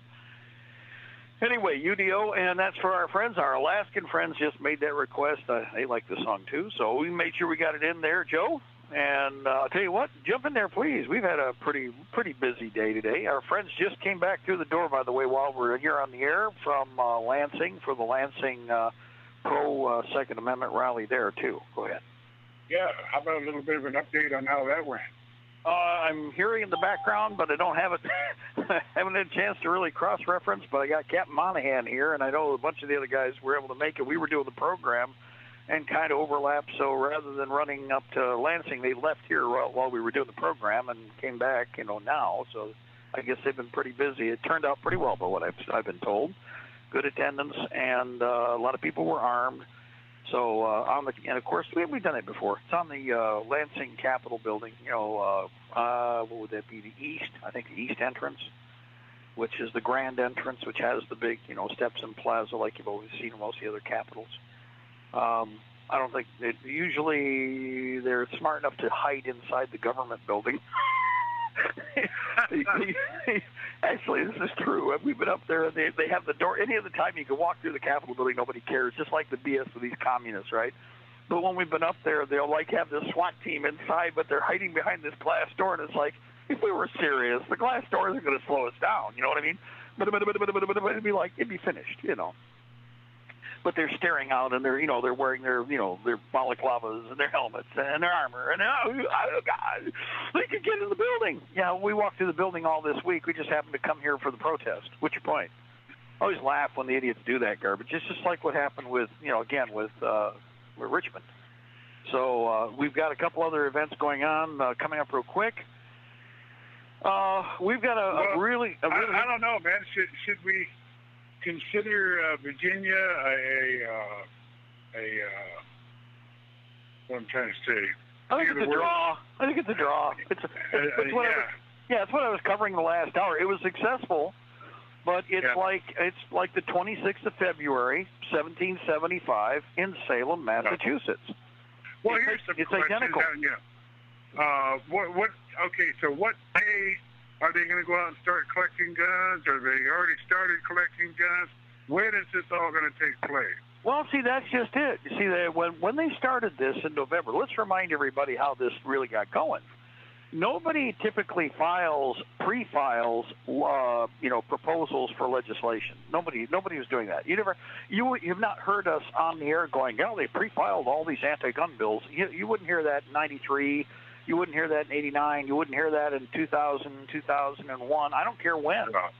All of a sudden, this was a rapid shift in activity. Now, I will say again, because now that the communists, the kosher mafia / the communists have total control, all of a sudden all the rules are gone. So one of the first things they did is they pre-filed, and the first thing that they pre-filed was a gun ban, no grandfather clause, and if you don't turn them in, they're coming to your house to get them. Period. Black and white, guys. There is no doubt that what I just said is true. Over said, done. Yeah. So we are now at that point where all the rest of what they have in motion. And, while they were trying to get everybody to not show up or do anything about, about what they were doing, and of course you're all supposed to sit on your ass and wait until you get caught flat-footed. Instead, everybody started moving on this. So then they said, well, we might include a grandfather clause, but you all have to register your guns. Well, wait a minute. You already flipped the card that says we're coming to confiscate your guns. So, Joe, why would they want me to register my guns? What would they want me to register them for, Joe? Why would they want a list of my guns? Well, wait a minute. They already told you. Were they to get what they want, they were going to confiscate guns. That's one of my pet peeves as well. What I truly don't follow, is people signing up for all these new, permission to carry, blah, blah, blah. All of that you already have. You already have all these things, but we keep, running over here. Well, I got permission from this group to, can we get permission from the Crown? Yeah, I go over here and get permission for that and permission for this. And then they'll stand. I don't know. What do? Do you walk in the office and they have a little thing going on, at Walmart or something? You walk in and say, "Yeah, I want to go ahead and get permission to carry my gun that I have a right to carry." How does that work? Do I get permission to do what is do I want to make something a privilege that has been a right, which is really what we're talking about over and over again? Right. Well, this gets back to the old story that once the argument by the statist and the argument by the communist, who is the supreme statist / a monarchist, is that we all started out free, but once we surrender a right, we all of a sudden lose that right forever, and we can never say we're not going to be part of this contract anymore. How does that work, guys? How does that work? It's like somebody walking up to you and saying you can't do that. It's like I realize we really screwed up and that we really weren't supposed to be part of this contract. Yeah. I'm leaving. You can't do that. Yeah. Well, I think I might have mentioned this earlier today. The selling of America, all the things that they've accomplished, these agreements. Well, the thing that they're drawing up right now, we're going to take your guns, this kind of thing. But I don't know what makes these people believe that they have the power. They might have the army to enforce it, or some whatever. We'll just call it an army. But looks like the sale of uranium or whatever over there in Oregon, and we sold the state of Utah. All this all comes together. These people, they don't have the power to do this. They just took it. Well, why are we mad at the Clintons? So why are we not taking them out and taking it back? Right. Is what it comes down to. What do we do when China shows up and says, "Hey, man, we own the state of Kentucky, and we're going to put up some plants here, some housing development because we own it." That's why they're doing what they're doing. Actually, several people, including the Congresswoman, have alluded to the idea that the Chinese are wanting to foreclose, and in reality, that's why the Chinese chimed in when this Virginia thing started about 2 weeks ago. The Chinese chimed in that this new gun legislation, not just in Virginia but all over the United States, part of the new plan, was going to be a really good thing. And that we don't deserve, nor should we have weapons because there are too many guns for what they have planned, which of course is foreclosure and confiscation. So of course the invader doesn't want you to be armed. Yeah. Okay. Wow. So and by the way, the traitor doesn't either. Yeah. Yeah. That all started, when nobody can get their true title, their loyal title, way back when, and whatever date. Somebody throw out a date there if you got it. And moving forward, everything they're coming up the pipe that they want to do or they want to control, whatever, is the theft of the American people as well as the country. It's been the longest theft in the history of man. Tomorrow we'll wake up. They don't even want your guns. They want your coffee pots. And now there's a law against coffee pots or something. Whatever they choose, they just walk in and they're going to take it. And I don't know why people just continue to sit and do nothing. You know, I'm anxious to see what, if any, what's the word I'm looking for, victory will come out of, should we call it a victory or successful because it was done in a peaceful manner? Hey, Joe? I would just consider it a draw. Yeah, I would just consider it a draw. A bad draw at that, but a draw. Yeah. No, we already can see what's coming next, because we can look at other countries and also states in our own union where it's already being pushed. Stop knives, save lives. California, New York. Rather than mass shootings, what are we having? We're having mass stabbings. We had that guy in California who went on the run for 4 hours just going from place to place stabbing people. Really? Oh, yeah, man. and just, what is it, sometime this month or last month, we had the rabbi that was stabbed in New York, and now we got to do something about the sharp, pointy objects. Yeah. And it's nothing new. If you take a look at Europe and you take a look at Australia, you know, knife buyback programs put knife bins out where people can drop their knives in to get rid of those sharp, pointy objects, to the point where an 18-year-old can't buy a spork in some parts of England because a spork has sharp, pointy pieces. I was just reading here a few minutes ago that, you know, Massachusetts wanted to make the voting age of 16. And I posted my question, does that mean they can smoke and drink beer too? and don't forget, they are supposed to be able to buy, but they're obviously going to be able to buy a firearm too. Well, they should.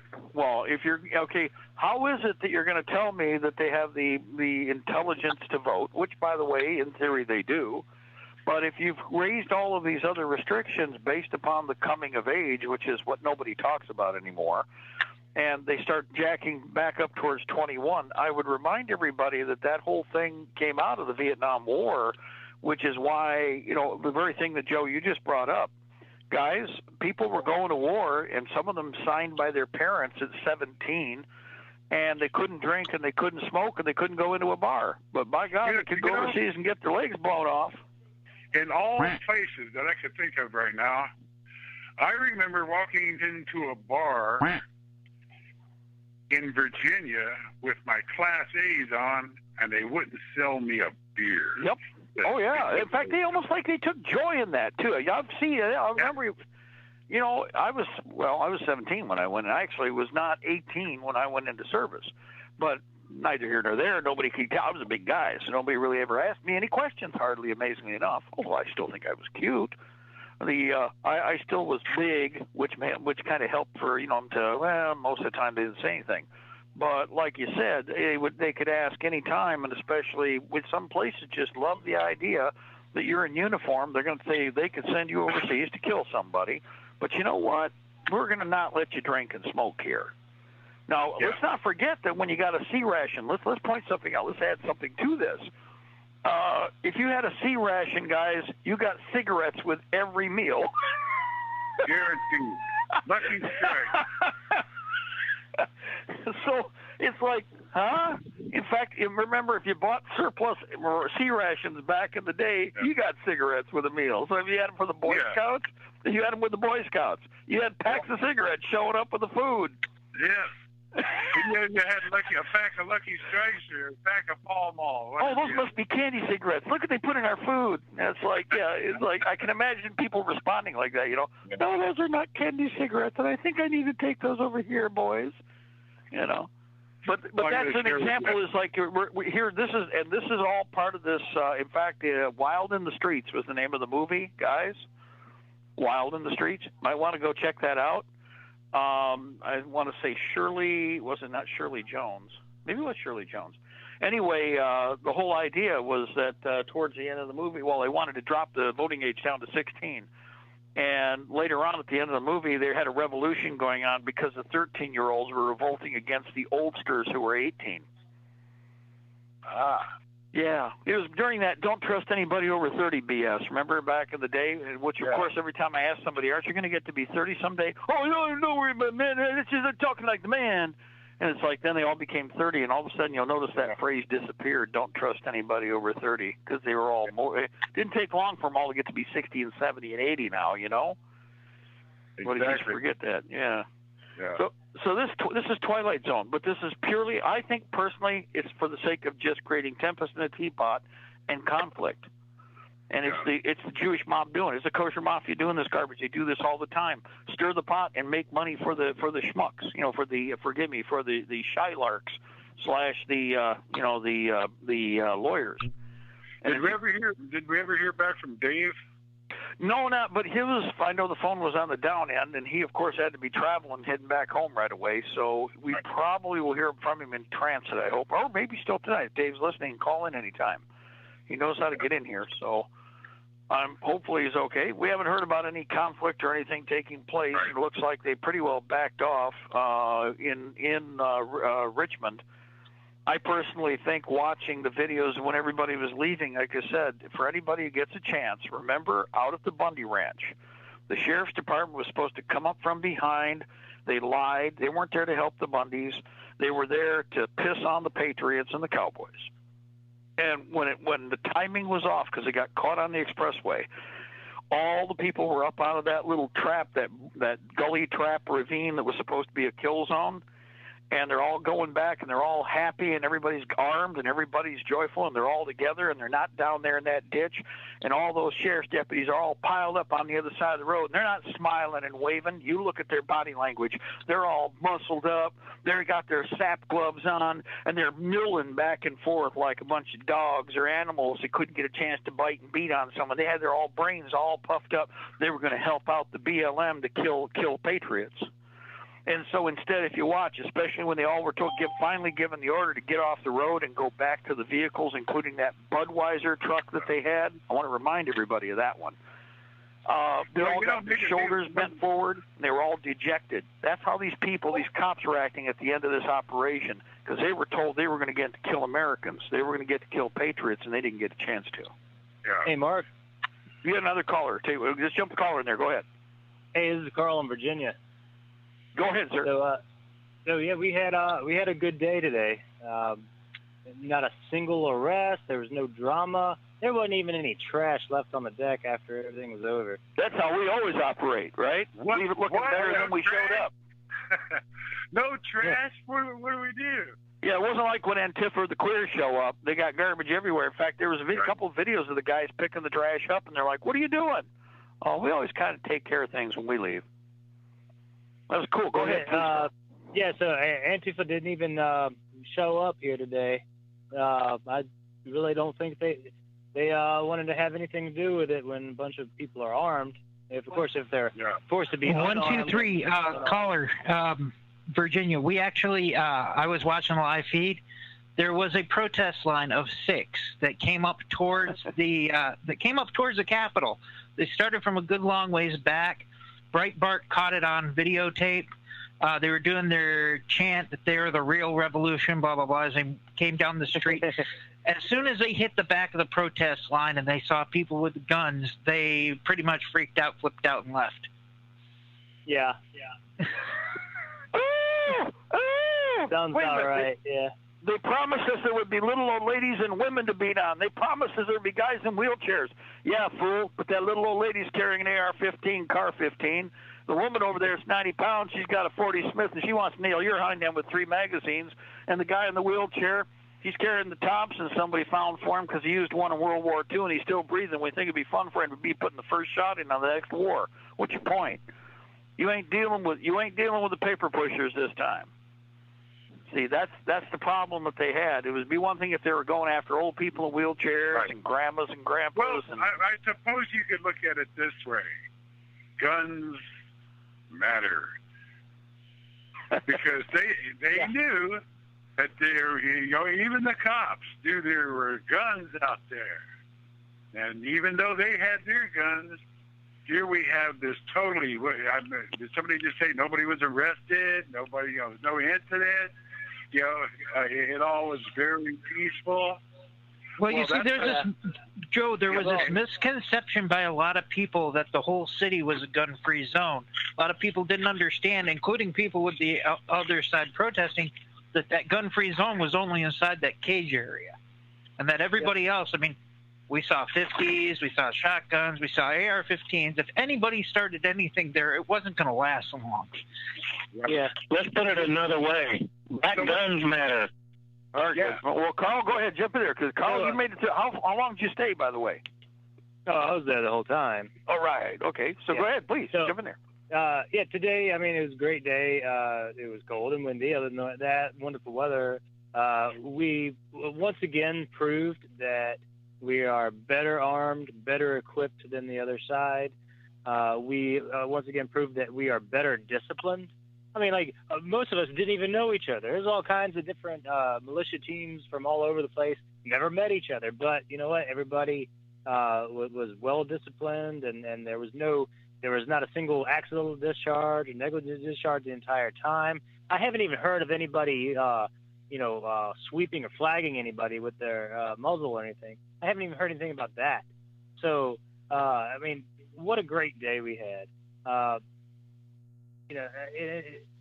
think it's the best kind of victory we could have possibly had out of this. I'll be honest, a couple of days ago, I had a very bad feeling, but then all of a sudden that went away. I don't know why, but I started feeling good about it. And, hey, we hoped for the best. We prepared for the worst. If something had really gone south over there, we would have had vehicles rolling in with belt feds and, tons of ammo and water and everything and med gear. So, either way, we were in good shape. Well, that's good to hear. Go ahead, Joe. Yeah, well, like I said, if we don't get anything out of all this, and we don't know as of yet the impact of it all, but all I can say is, like we just got through saying, guns matter.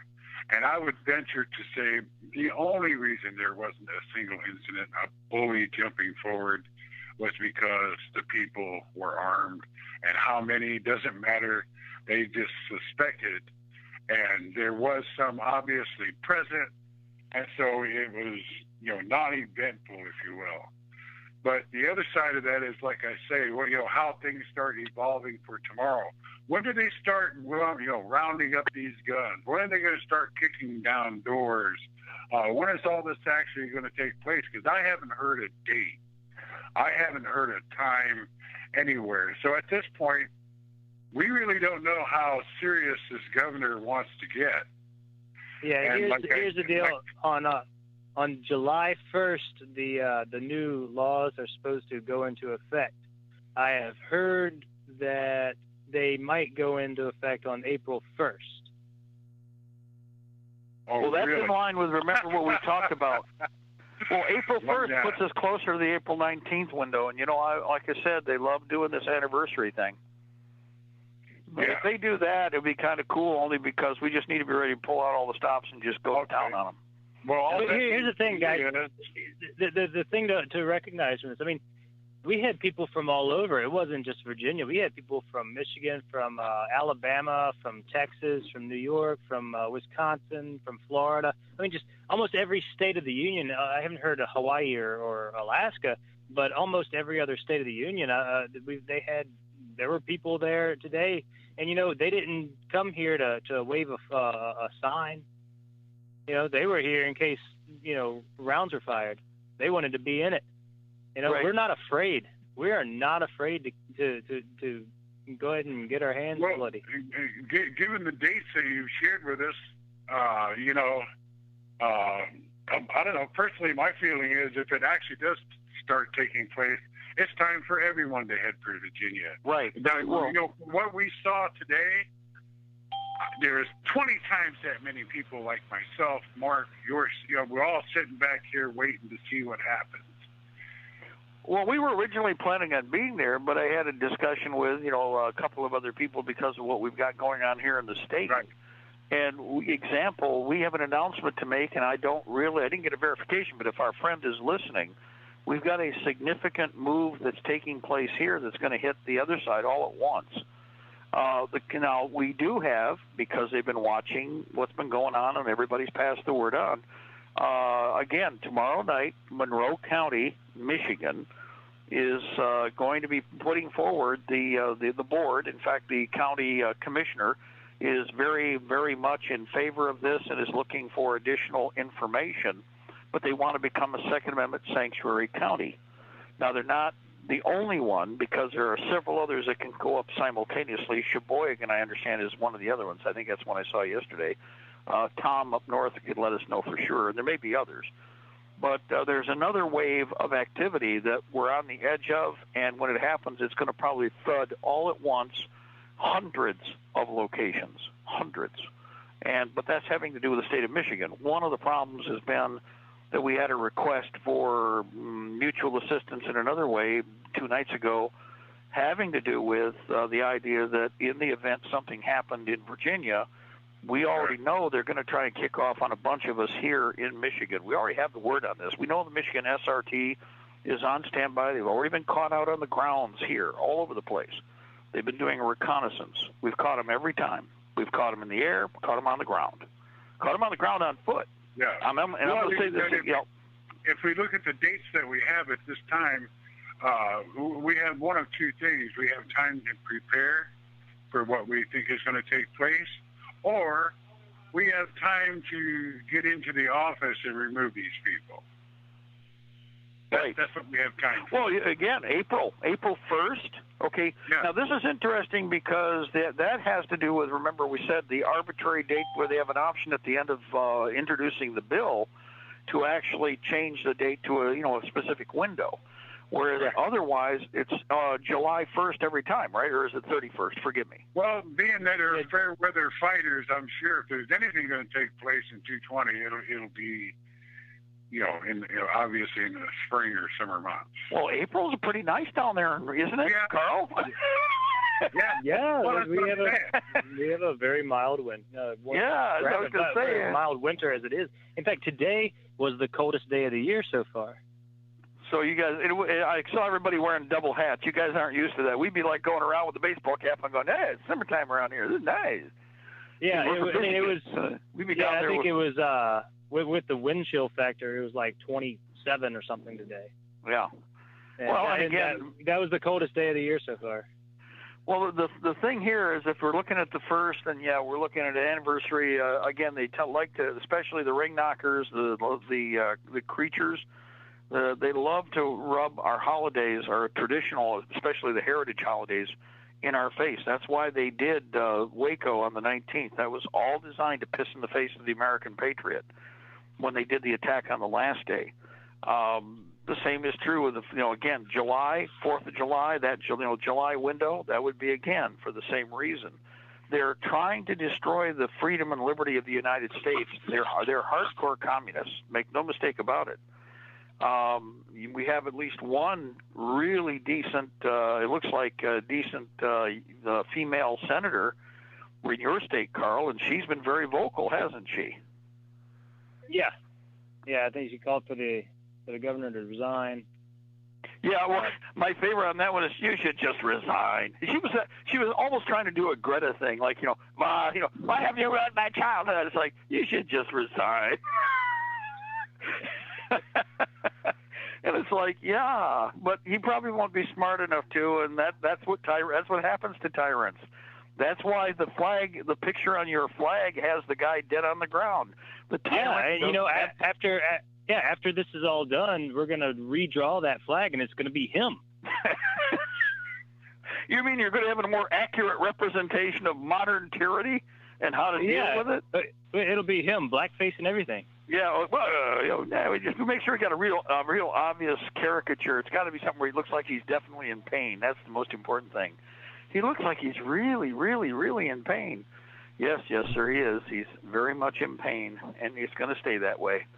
Hold still. This is going to hurt a lot. And by the way, Amanda Chase, Nancy was just saying, it's Amanda Chase. Make sure you get her name out there.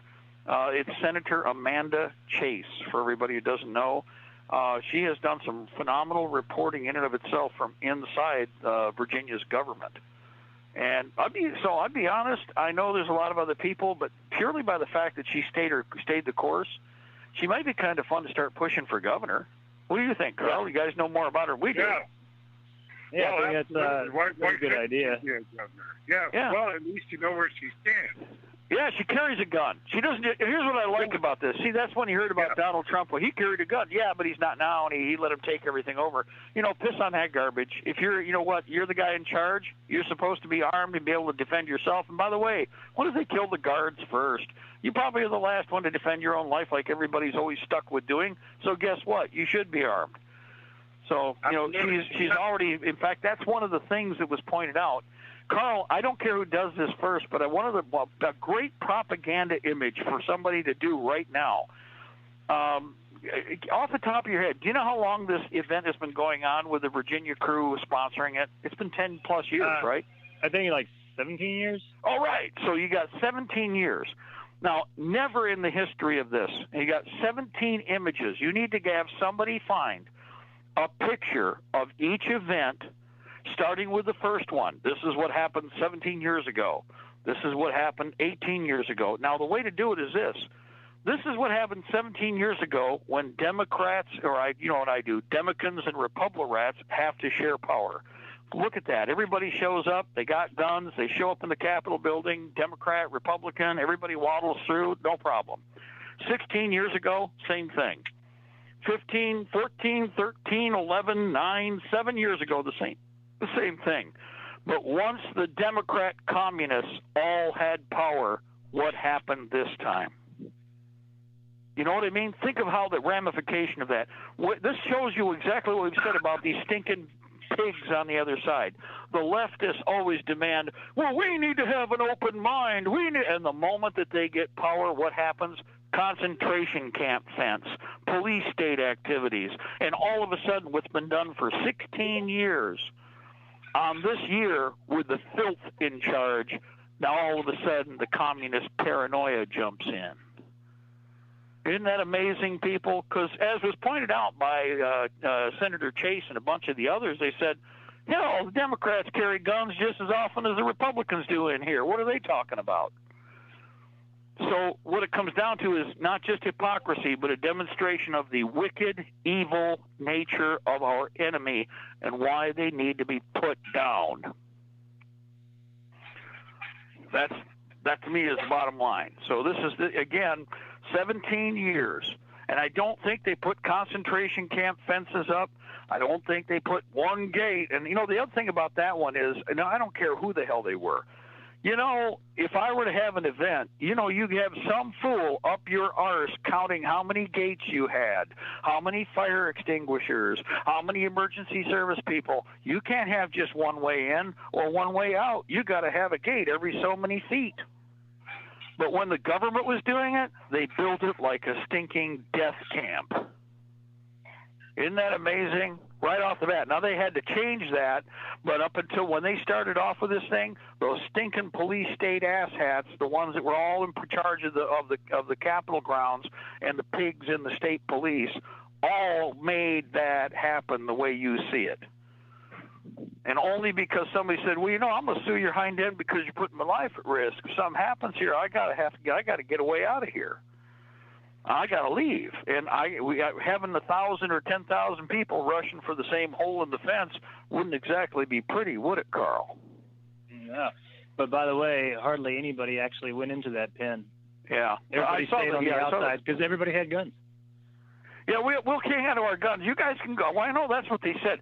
Now let's compliment the league because the guys that set this up, the communists were trying to get them to piss on the gun owners, and they wanted them to, you got to make a statement. You got to make a statement. So they did. Okay, for all you guys that are going to show up, have somebody show up with you that has guns.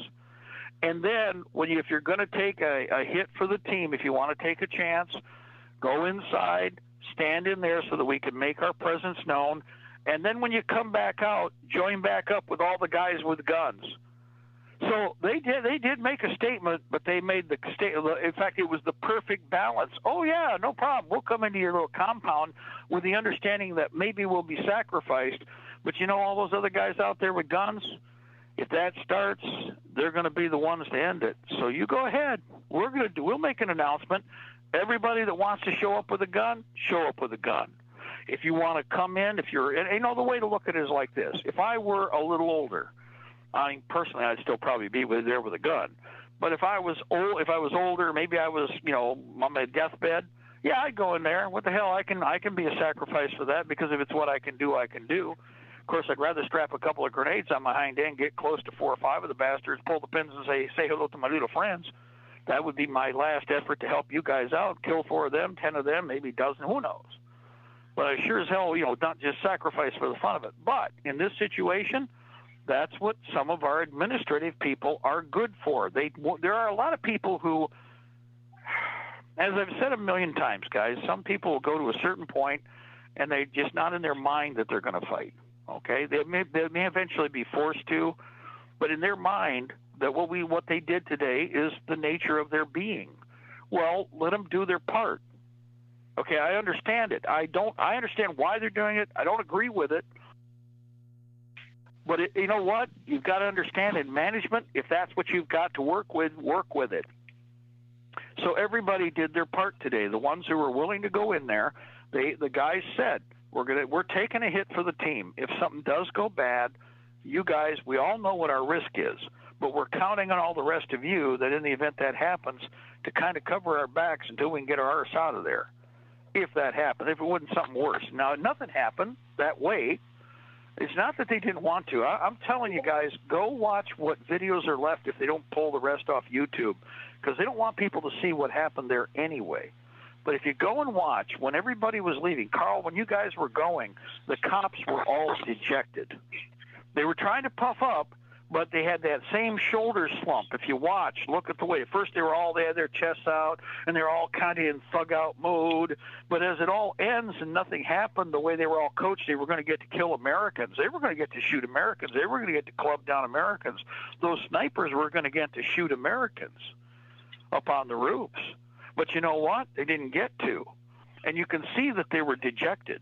They wanted to do what they do to everybody else. When 20 cops have one guy in front of them, their logic was they were going to cow everybody down and beat everybody down or murder them.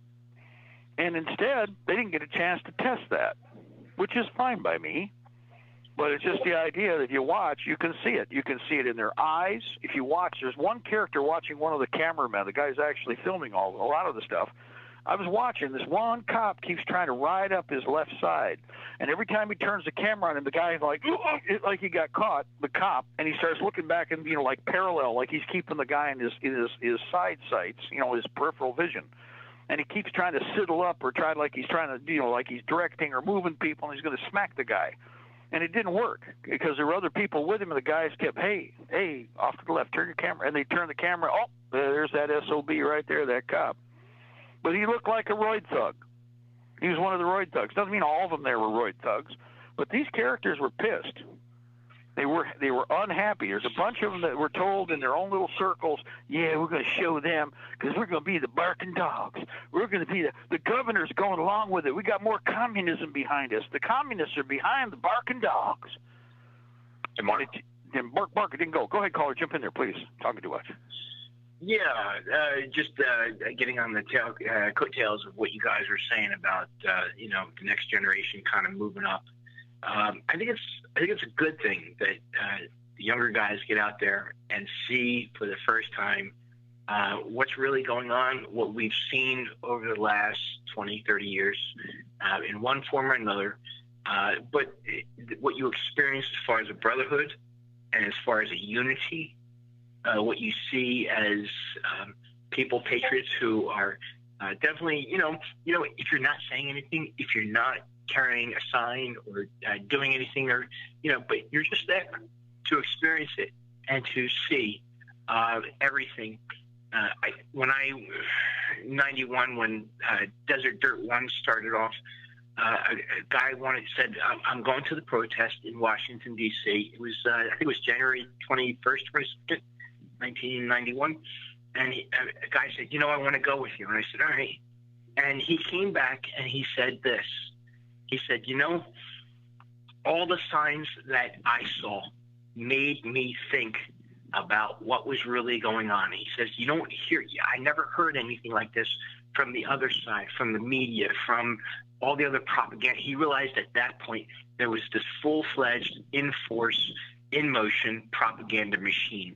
And he came out of it with the experience and the knowledge that there is something bigger and greater and moral that he experienced. And I'm sure to this day he is a changed man because of it. And I think if you go out there, you will also be a changed man. That's all I want to say. Over. Absolutely. One of the things that I was trying to emphasize, and Carl, you guys all got a chance to experience it. At least this wasn't where they were pointing guns at you. Well, they were. The snipers were. The snipers were, I guarantee, had barrels and crosshairs on people the whole time and were laughing about it. I guarantee it. I guarantee that they were looking right through there. If you and I did this would be considered technically assault, and they would be trying to charge you. But I guarantee that those pieces of trash upon the buildings, they were aiming their weapons at people nonstop through the day, and they were all laughing about how they'd be able to kill all of you this and kill all you that. Remember the stuff that came out of the Bundy Ranch thing with the pig snipers on the hill that we all knew about? Same thing, okay? Now, here's the thing. What happened on 26 February 1775 in Salem, Massachusetts, is an example of the kind of standoff that we faced and had over and over and over again in the 80s and the 90s. And people don't understand, we won. Winning is you hold your ground. Better still is if they do start a fight, you obviously win the fight. But over and over again, on the 26th of February, it didn't start the war. It was the shot almost heard around the world. But it was a win because we didn't blink, they did. And that's really that's where this is a standoff in that win in one way. But the fact of the matter is as we've always done, we're the builders, we're the thinkers, they got the stinkers. And it's like, we're joking about it, but guys, I'm not. Let me give you a point here. I've spoken all over the country. Whenever the Patriot movement has been at an event, I don't care if it's a park, a college campus. I spoke at Hillsdale College. We were out at Montana. I can take your pick. Washington State, Oregon, California. You know that each one of those events, they had an army of people, Carl, waiting to pick all the trash up, and because they figured they were going to get like a couple hours of overtime. And when we were done, the place was cleaner than when we showed up, and the guys always standing there were like, what do we do? They had nothing to pick up. And in fact, everything was already bagged, and the trash bags in most cases were changed out by the guys who were just like, well, hell, we can do that real quick. And I'm serious. They responded. We've never seen events. And several times they had people come up, you the speaker here? Yeah. Because what kind of people are these? And it's like, what do you mean? I said, well, we've had all kinds of events here. We've had the Democrats here. We've had the Republicans here. I said, every time these people show up, we got trash everywhere. We got beer bottles all over the place. We got drug paraphernalia. He goes, there's nothing on the ground here to pick up. I said, well, that's the way we are, the Patriot movement. Like I said, we leave things better when we showed up. Mark, today we all, came out a lot stronger because not only did we prove that we're better equipped, better trained, better disciplined, and cool-headed, more cool-headed than our opposition, but we also, forged new friendships, new alliances. We, breed some trust with one another and all that. Even though we don't know each other, we know that, we're not going to go flying off the handle, and we can back one another up. And we didn't have that before, necessarily, at least to that degree. And so we're all here in Virginia. We're a lot stronger for today's event. We went through 2 hours way too fast, guys. Carl, you want to come back? Yeah, I'll be back at 8.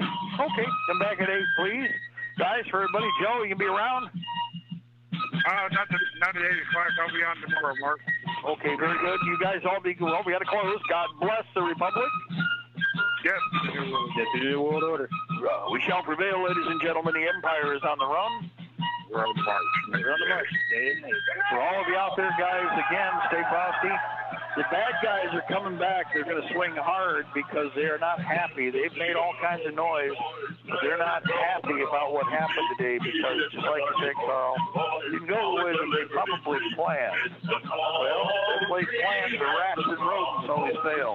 But we got to be ready for the next and the next and the next action. We're going to get out of the way. Ed's taking over. More LCR coming up. Don't touch that dial. We'll be back at 8 o'clock. God bless y'all. Bye-bye. And the sun will always shine on the old Liberty tree. It's a tall tree and a strong old tree. And we are the sons, yes, we are the sons of liberty. March along with the fight, we're born free, we're born forever free. Let's obey the fight, we're boys, beneath the Liberty tree. It's a tall old tree and a strong old tree. And we are the sons, yes, we are the sons of liberty. There's a price we're asking for, always there's a cost.